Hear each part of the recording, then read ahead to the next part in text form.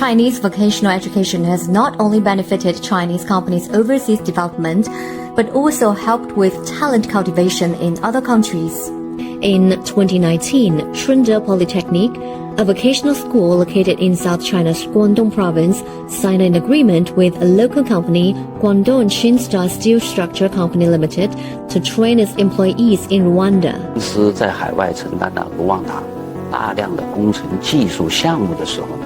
他急需当地的人才，所以他就拉着我们学校的专业的老师，持续为他在卢旺达工程技术的推广和应用上面培养了人才。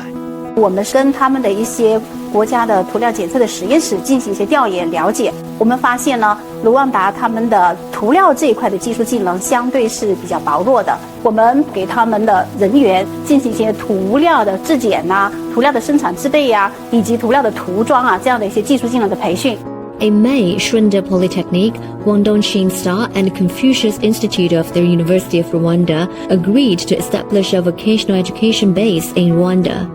The base aims to cultivate local talents by teaching employees Chinese language and vocational skills. 我负责翻译工作，很多本地员工都觉得今年掌握职业技能，又能学中文，生活越来越好了，喜欢这样交流越来越多。